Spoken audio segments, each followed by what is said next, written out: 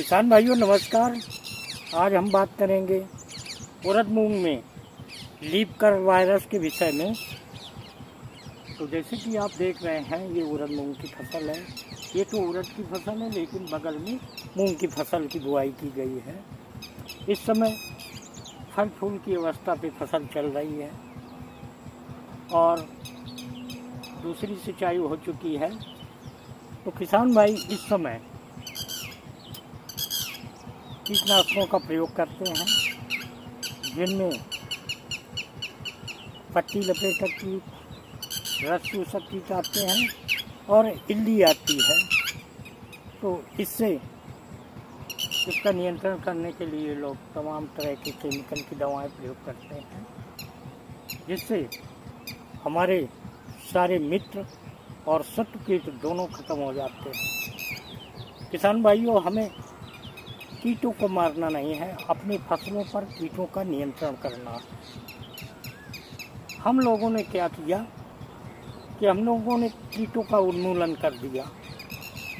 जैसा कि आप भी जानते होंगे कुछ कीट जो 23-24 तरह के होते हैं वो मित्र कीट होते हैं जो हमारी फसल को कीटों से रक्षा करते हैं, परिसेचन की प्रक्रिया किया करते हैं जिससे हमारी पैदावार में वृद्धि होती है। तो जैसा कि हमने कहा उन्मूलन से हमारे सारे कीट खत्म हो गए।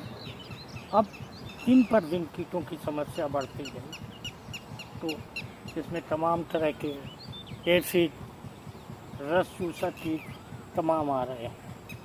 जहाँ खेतों में दलहन में यूरिया की टॉप ड्रेसिंग करके लोग सिंचाई करते हैं वहाँ तमाम तरह के रस चूसक कीट, सफ़ेद मक्खी और भुनगा जैसी समस्याएं आ जाती हैं। तो आप ये देख रहे हो इसमें यूरिया का प्रयोग किया गया है। ये लीफ कर वायरस इसमें शुरू हो गया है और ये तमाम पौधे दिख रहे हैं इसमें वायरस की समस्या आ गई है।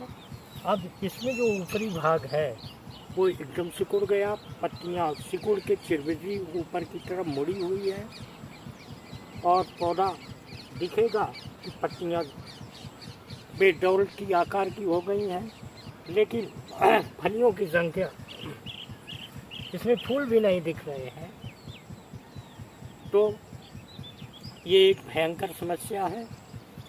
तो ये आपकी फसल में ना आने पावे इसके लिए आपको बता दें, ये आप देख रहे हैं नीम ऑयल 60 मिलीलीटर पर टंकी के हिसाब से 10 मिलीलीटर इस पर डाल 90 को आप 8वें-10वें दिन पानी छिड़काव कर दिया तो ये रस चूसक कीट खत्म हो जाएंगे। और ध्यान रहे यदि आपको अपनी फसलों को कीट से मुक्त रखना है तो ये चूँकि ऑर्गेनिक बेस्ड है, इसमें हमारे मित्र कीट संरक्षित रहते हैं और शत्रु कीटों का सफाया हो जाता है। कोई भी दुनिया का कीट नहीं है जो इनके प्रति प्रतिरोधक क्षमता कायम कर ले। तो जब आप पूर्णिमा अमावस्या की शाम को इनका टॉप ड्रेसिंग करेंगे तो उसी दिन की जो पौड़ मक्खी होती है वो फसलों पे अपना प्रजनन करती है, अंडे रखती है।